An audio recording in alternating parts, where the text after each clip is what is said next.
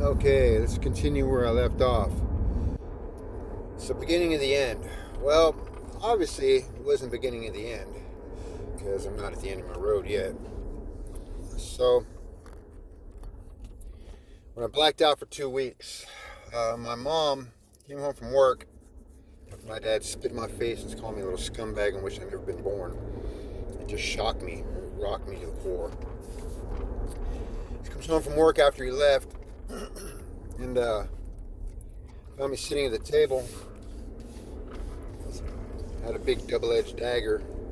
So I was living in San Francisco, and it was dangerous. The schools were dangerous because there were gangs infested. And she looked at me and she goes, "What's going on with you? What's going on?" I looked at her kind of blank. She goes, "What's happening? What's wrong?" And I said, "You know what's wrong?" And I reached in my hair, pulled chunks of my hair out in my hands. I said, "You see this?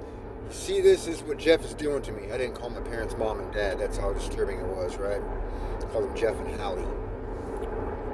I said, "If you don't take me out of here right now, I'm killing him when he comes home." She told me to grab my jacket.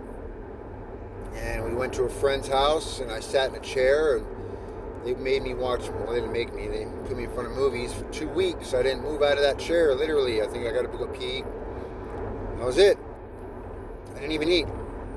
I sat there and rolled joints and smoked pot for 2 weeks, and I don't remember any of it. None of it at all. Blacked completely out. That's what they told me.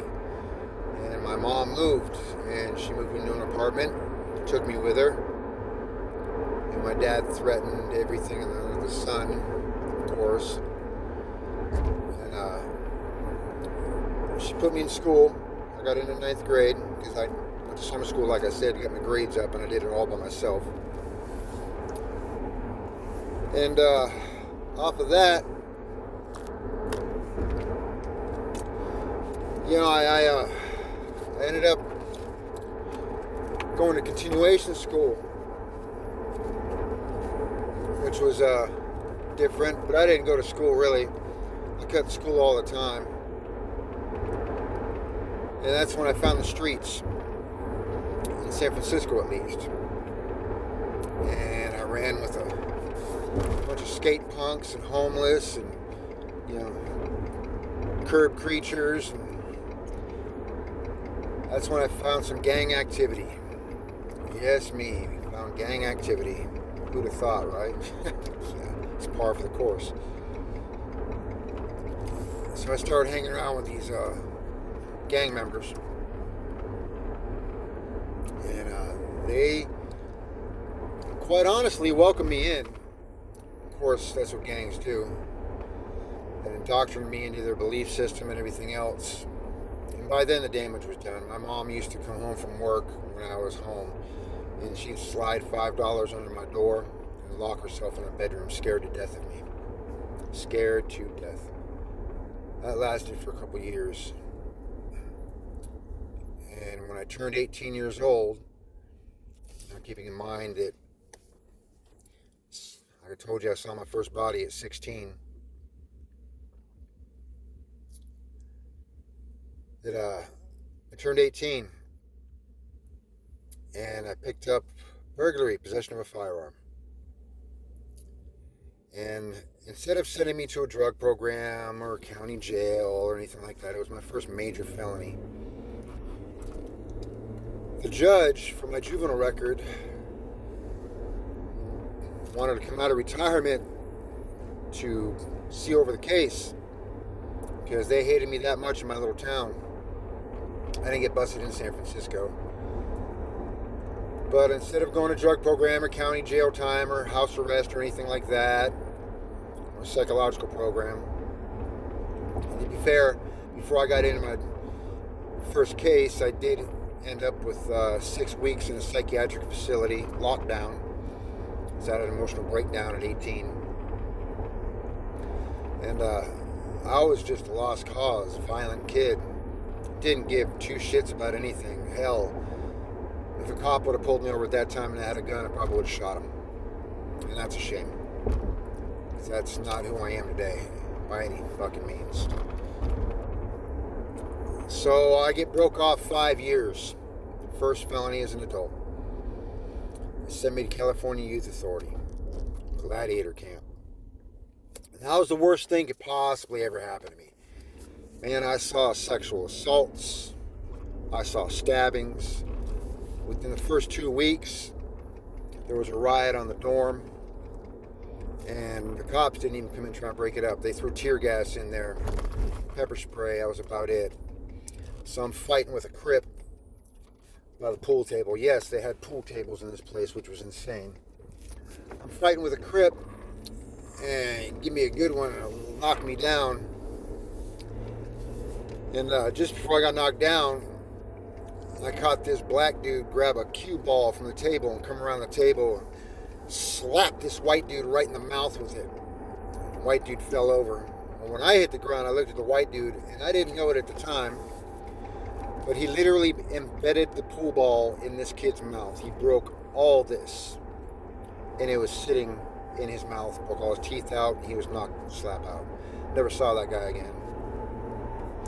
Went to the hole a bunch of times, and told him, hell no, I'm not doing this. I'm not programming this way. Sent me to prison. Since I was 18, I was under a youth authority number, but a state commitment to send me back to state prison. And all my homeboys told me that I didn't want to go to youth authority as a kid. I didn't believe them until I got there. But that's my first indoctrination into riding. Riding, for those of you who don't know, is somebody who's willing to get down for your race, fight for your race, stab for your race, potentially kill for your race. And I get sent to Susanville, level 3. And while I was there, I got in trouble a couple times. Jacked my points up from 43 up to 74, 76. And then they sent me to New Folsom, level 4, maximum security, the roughest prison in California at that time. I was 19 years old, maybe 20. And that's where I really learned what being a man was about. And those of you tuning in on this, don't get it twisted. Being a man has many different meanings, but that's where I learned my core values: honor, respect, dignity, pride, and integrity. And I still stand on those to this day. If you give me my word, I mean it. I help the downtrodden, the beaten down, the underdogs. I don't touch women, kids, elderly, none of that crazy shit.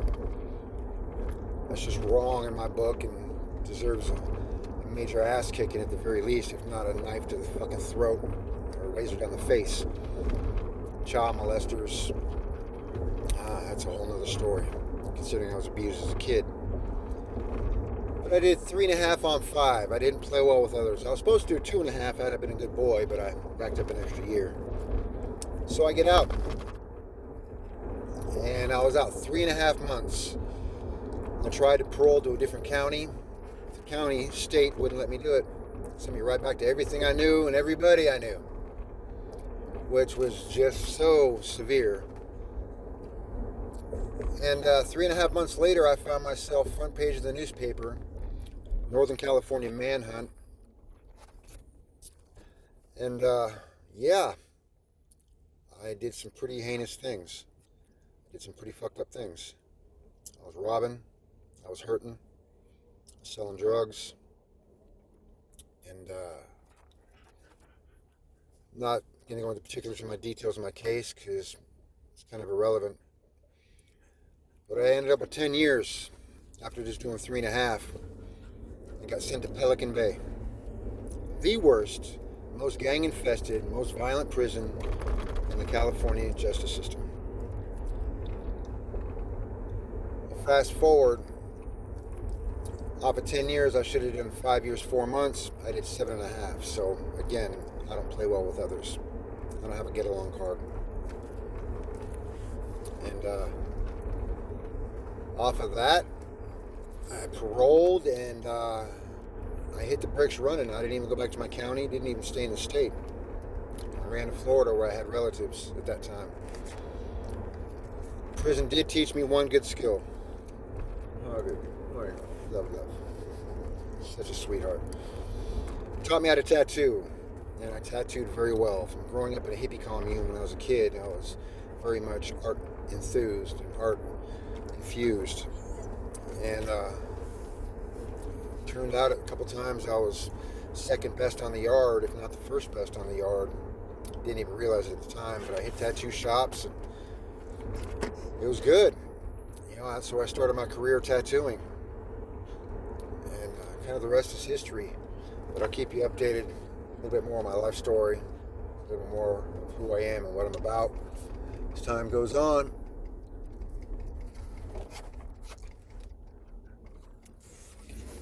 Jesus, lady. God, people have no consideration when they drive, man. It's insane. But anyway, those of you that know what I'm trying to do here and take the time to listen to my videos, please like, please subscribe, please send them out to your friends. Any positive feedback helps. Anybody wishing to donate to my cause of trying to get this dog rescue, dog transportation business off the ground. Snap Fund. Play it forward. Pay it forward. One of those. I think it's play it forward. But yeah, appreciate your time. You guys take care.